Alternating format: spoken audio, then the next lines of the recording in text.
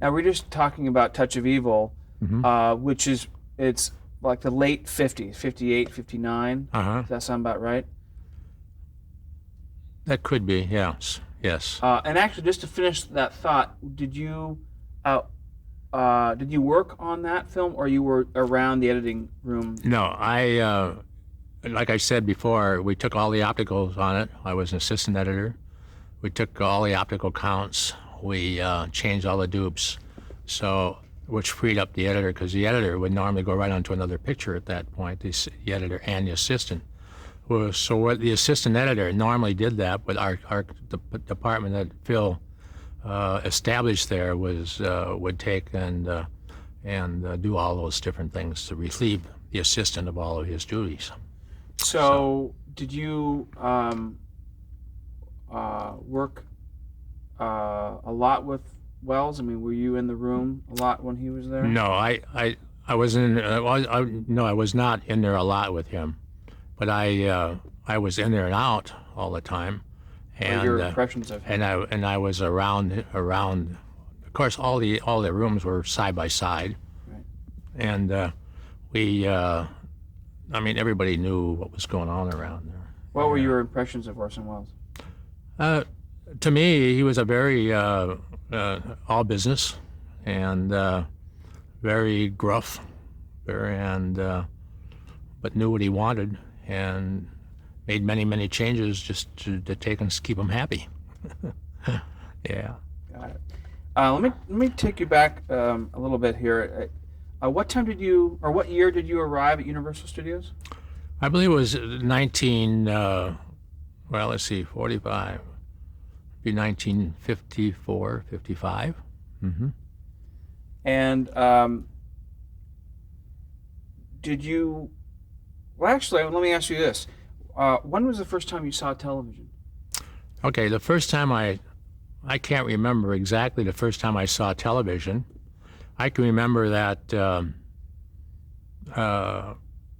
MCA bought the studio, and that was much later than that, of course. But I can remember that the first TV show that I had seen was Steve Canyon, and uh, we started Universal's CBS leased the space and did their shooting here at Universal Studios, and on Rawhide, and I was an assistant editor on that, and the editor I worked with was Roland Gross.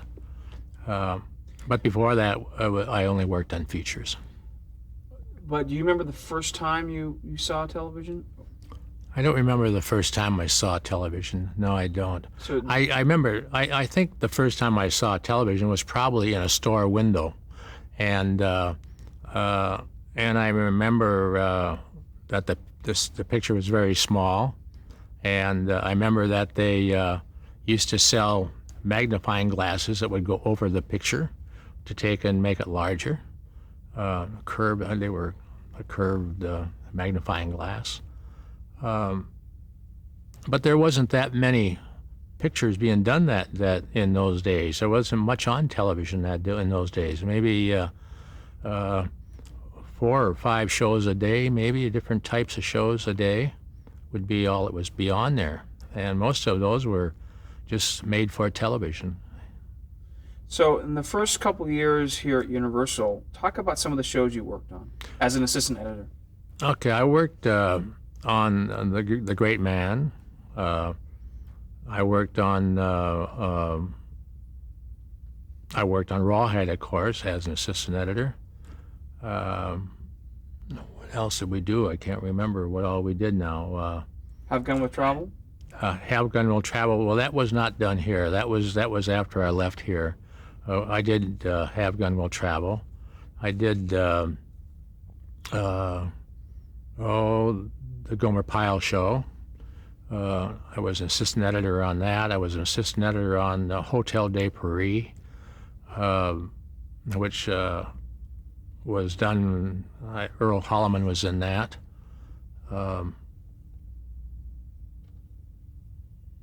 I can't remember all the shows. I would worked on a number of shows as an assistant editor, though. Well, let's talk about some of the people involved in those shows. Some of the producers and editors and directors that you worked with.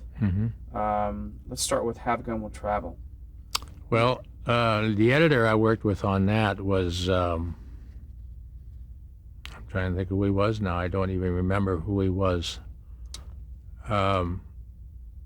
We were doing that show over, I can't remember where we did the show now. I was working, I can't remember now. I can't remember. It's too far throw back. out some names to see if it. Paladin, of course, was. Andrew McLaughlin was one. Oh yeah, he was a director. Andy McLaughlin. Andy also did a lot of rawhides that I worked on, and. Describe him, professionally and personally. Very, very nice guy. Big guy, a wonderful guy. Very nice to work with, and a very soft-spoken, nice fella. I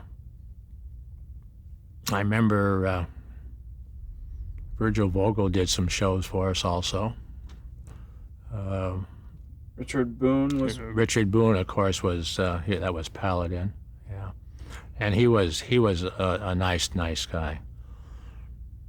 Can't say enough about him. I think Buzz Kulick was one of the directors. That's right. Buzz Kulick was a director. And of course, describe him. Okay, Buzz Kulick, he was an assistant editor at one time, and there's another fella that was a very, very nice gentleman, and had easy to get along with. And of course, you have to remember that in those days, directors would do maybe a bonanza one day, and the next that would last for 6 days, and you'd be on that show, and then you could finish with that show. He might be doing a Rookies, and when he'd do that show, and then he'd be doing some other show. So we wouldn't see that much of the directors after the show was shot. Of course, the editors would pick up a new show every third week and every third show. They usually had, on an hour show, they would have 3 editors. On a half-hour show, they'd have 2. And so, on a half-hour show, every other show I'd be done by 1, and next thing you'd get the next show, and back and forth. And it's the same on the hour shows. It'd be 3 of you, so every third show, you picked up that show. And maybe you were not finished with the one that you were working on, but you would overlap on it. And of course, you never want to get that far behind. And I can remember I used to stay a lot of nights and stay caught up, or else I'd come in early in the morning. And because I always found I was working better early in the morning than late in the evenings. And so I would come in early in the morning and get caught up most of my editing then before the phone started ringing and so forth. Describe your duties as an assistant editor during this time on these shows. Well, what an assistant editor had to do is that, of course, you had to keep your editor happy. This would be number one. Secondly, as the film would come in, you would have to break it all down and put it in some type of either sequential order or chronological order, whichever your editor preferred. Most editors, when you wanted to see dailies, they wanted to see your dailies in a sequential order. And so, in other words, if they shot 5 or 6 scenes over here, and then later on in the afternoon they shot 5 or 6 there, and so on, why the ones from that sequence would have to be all put together. The ones from another sequence would be someplace else. So you always kept everything by sequence according to your script. And you would break those down, and then you'd put them in sync with your sound. Your sound would come in, and then your picture would come in. You get your picture from the laboratory, you get your sound from the sound department. The sound was all recorded on 1/4-inch tape. And then when we got it, why, of course, when I first started as an assistant editor, why it would have to go to the lab because all of your sound was on film also, and so you had to sync the sound together with your picture, and then we'd take and and when you'd run your dailies, maybe 11, 12, 1 o'clock, whenever they wanted to run. However, your director would probably be shooting, and so he would have his lunch. Sometimes he'd come in the projection room and have his lunch right in there, so you'd run dailies with him. Sometimes he'd do it after he's all finished shooting. He might not be finished shooting till maybe 6, 7 o'clock at night, 8 o'clock at night, and so you're waiting for him to come because you wanted to run with your director. The director, of course, was always the fella that you wanted to keep happy, and you always collaborated with him. You were always with that director. But the assistant editor would have to put all this film in the sync, and you'd run it, and after it was all run, then we would break it down, and in, like I said, sequences, and we'd take and line it all up for the editor. When we had a sequence complete, we'd line it up, and he could start cutting on that sequence. And and then you had to, you kept a logbook, like I said earlier, of all the code numbers. You coded everything, and so you had there's a difference in key numbers and code numbers. The code numbers are put on there by an assistant editor, and those code numbers are for his bookkeeping, so he could always find.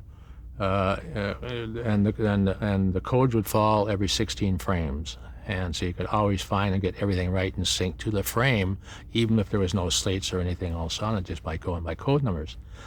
The key numbers were on there, but the key numbers were only for the negative cutter to take and match it up with the positive work print. So that was what the duties were of the assistant editor. Of course, you lugged all the film around, and of course, in those days, if an hour television show, you usually had 6,000 feet of film, and then there'd be 6,000 feet of sound also, and so you would per day. Well, no, that's for a show. When they wanted to run the whole show. How many thousand feet of film on average, obviously depending on the director, but on average would come in per day? Well, sometimes you'd get probably never less than 2,000 feet, but more likely sometimes 7,000 or 8,000 feet, and sometimes there'd be would probably average out about 3,000 or 4,000 feet a day. And now, when you said you would say that with the director, would the editor and the assistant editor stay with the director all the way through final cut? Oh yes. What happens is that your director, see, when he's shooting, he's only shooting for 6 days. Now, if he was busy on another show, he'd take and find time to come over and look at the show once you headed into a first cut. And usually, in those days, I don't know how it is now, but in those days, of course, the editor always had the first cut. The editor put the thing together the way the script is, and he also collaborates with the director to see what the director wanted. So that the first cut was always the editor's cut. Then you'd run it for the director, and then he would make his changes. I mean, maybe you want to see it again, so you make more changes for him. When I was editing, I only had one show that I had no changes in from the director. And the director at that time was a rookies. And the director was Phil Bondelli. And I had no changes. And of course, when I ran it for Spelling afterwards, I had a lot of changes, Aaron Spelling. But not a lot of changes, but a few changes. And so... But that was probably the easiest show that I had ever edited, and I don't know why it was, but it was. If we were to take a trip back, and someone who'd never been in a cutting room, let's say we walked in the door in 1955 into a cutting room, what would we see? What would we describe that for us? Well, what you would see, you'd have trim bins. A trim bin is maybe a bin that's 3.5, 4 feet high, and it would be maybe 4 feet long and maybe 3 feet wide, and it had like a framework going up about an inch thick around the top of it with a bunch of little hooks on it. And you would, on the editor's bench, he'd have a sync machine. He'd have his own splicer was there, his own little splice machine. However, in 1955, they didn't even have the Riva splicers at that time, which was a tape splicer. They were all hot splices. And Define that. And okay, a hot splicer was a splicing machine that you ran with your feet, the upper and lower blades of it, and it would take and it would come down and overlap maybe an eighth of an inch, and you'd take glue and you had a glue bottle with a little brush, and you'd put the glue on the edge there, and you'd bring it down. It was a hot splicer, and it was heating the blades, and did you have to scratch the emulsion? you had to scratch the emulsion. You had a blade that was there, and you'd take and scratch the emulsion off, and so it got down to cellulite, and it would just take and splice it right together. And there was problems with that too, because a lot of times you had old cement, they would come apart, and when the editor would take and cut his scenes, he had paper clips there with papers on. You put a paper. I used to fold the papers. They were about three inches long and maybe an inch across, and you'd take and so you wouldn't scratch the print all up. You'd take and put a paper clip right on that, and you'd fold over both edges so the paper clip was covered, and so when it wrapped around, you wasn't scratching from that paper clip. The sync machine was there, of course, and his script was there. On the racks of his bench would be full of individual rolls, some 2 inches around, and some of them, maybe 500-foot rolls, and some of them maybe 30-foot rolls, and they're each separate scenes, and he would take those and he'd cut the pieces out that he wants. He'd run it through a moviola. The moviola had, when I first started, it was a round black moviola, and it looked almost like a magnifying glass that you looked through. It had a sound, it had a speaker up in the top, and on the left side as you face it, it had a place there where the sound would go through. Would read had a magnifying light that would read the sound and go through the speaker on the top. And So similar to how you described syncing up at Technicolor, an editor also has to sync up? An editor also has to sync up. That's right. The editor has to sync up, and of course the editor has sound and picture, so he could do it with the clapboard and so on. Whereas your over Technicolor, when we were syncing negative, we had no clapboard. You couldn't. The picture, most editors, I used to take and I'd be cutting a scene, and if I want to go back that scene, I'd just throw it around my neck, and then I'd wrap that first one up, and then I'd take it off my neck and run that through the moviola and bring it back, and you knew that you had film all around you. But you could also look at it, and you could see exactly where you want. You could go frame by frame, and you could get very accurate at doing what you wanted to do. Was the aroma, the smell of film strong during those days? It was strong. It was strong, and of course the cement was strong, and the cement also had acetone or something in it that made it evaporate fairly fast. I can remember a lot of times I'd be in a projection room, and all of a sudden the film would break or come apart or something, and you would go running back up in the projection room and help the projectionist get the thing back going again, and hope you didn't lose too much. And those days were hectic days when that happened, depending who was in the projection room with you. I want to get a sense of, go back to some of the shows that you did just early on as assistant editor. And if there's anything that comes to mind about any of the people that were working on these shows with you, just giving a sense of who they were, what talents they brought to the table. Going back to Have Gun Will Travel, Frank Pearson. Yes, he was a producer. Frank Pearson was a producer, and he produced the show. He was a big, tall, blonde guy, and very easy to get along with.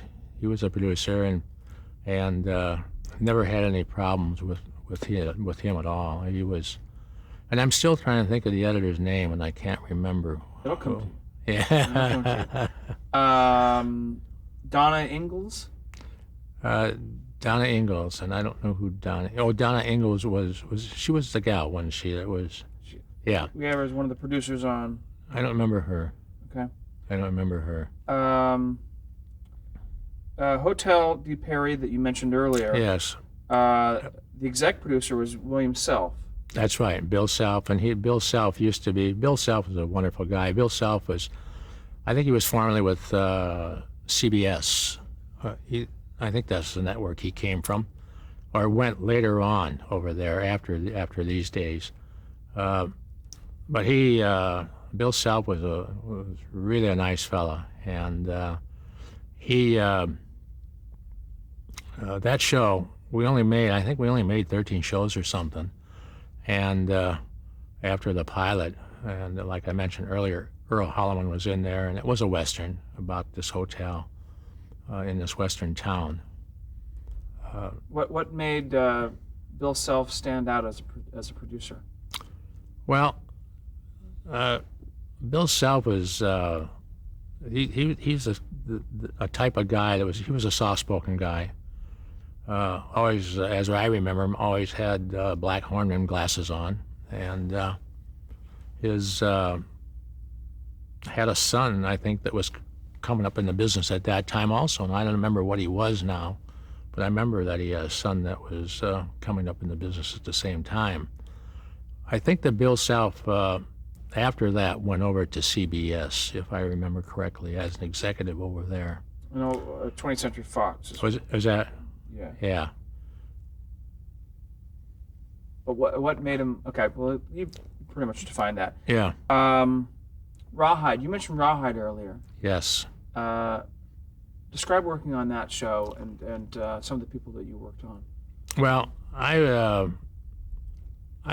Rawhide was one of the first series that I actually worked on. Rawhide was on the air I think for six years or something like that. That was a CBS owned show, and we rented space. They rented space over here at Universal. Rawhide.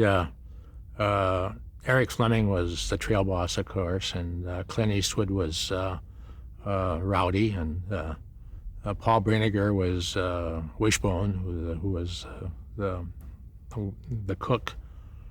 And I can't remember who there was 2 or 3 other regulars on the show also that I don't remember now. However, in those days, Charles Marcus Warren was the creator of the show. Bill Warren, we used to call him, everybody call him Bill. And if I remember correctly, I think that A.C. Lyles was the associate producer on that show, who was, I don't know, I think he's still probably around. But it was a very pleasant show to work on. We did 10 shows to start off with here at Universal, and it was never sold. And we never had a sponsor. So when they finished shooting it, of course, we were still editing on it. And every time we would run it, or if we'd be in dubbing on the dubbing stages or so forth with it, all these actors, which were hoping the show would go, were always down there with us. Clint Eastwood and Paul, especially Paul Brinegar. So they were hoping the show would go. Of course, in those days, I think that Clint had only been on 1 or 2 other shows before that, and had very small parts, and this was a big thing for all these fellas.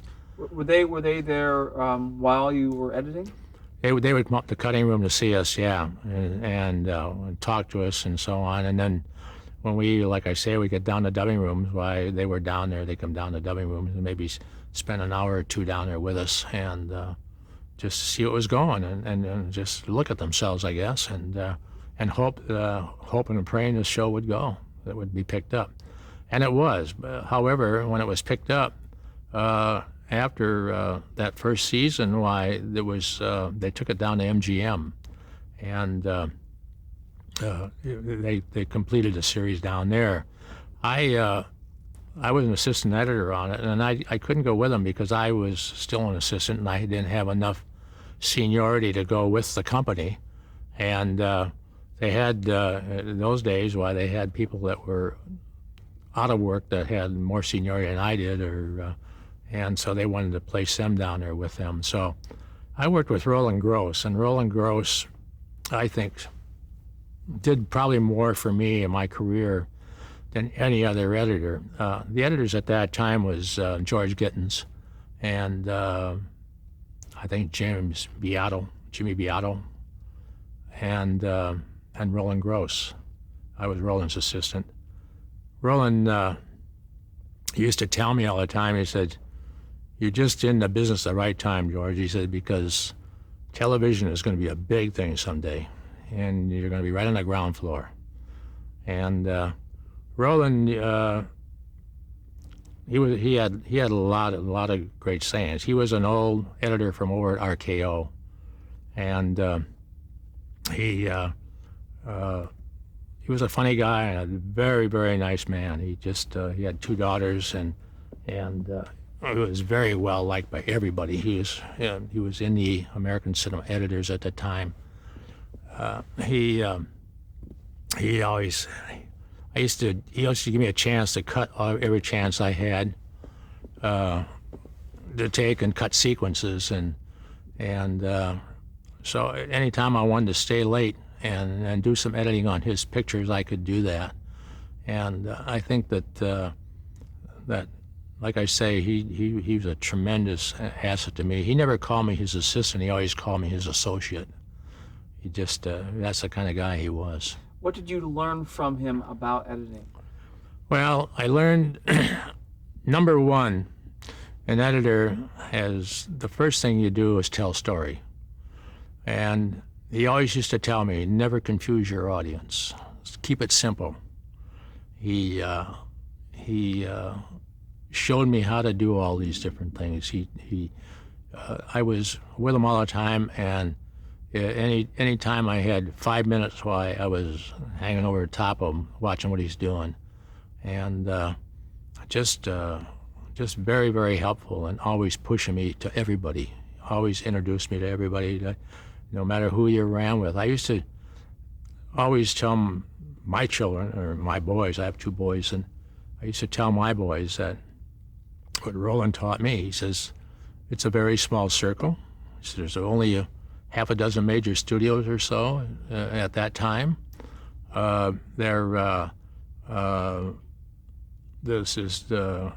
Maybe two or three independent companies. American International comes to mind, and not very many at that time.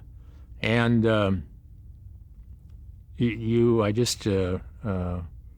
said that editors have a chance to meet everybody in the studio, and you always are with the right people. An editor, when he takes you're working for the director, you know the directors, you know the producers, you know the head of the studio, you know the head of editorial, you know the composer, you know all the people that you have to know, because you're screening your picture with them, and you're doing this week in and week out, and so you get to know the right people at the right time. We'll cut there and change tapes. Okay, I'm going to back.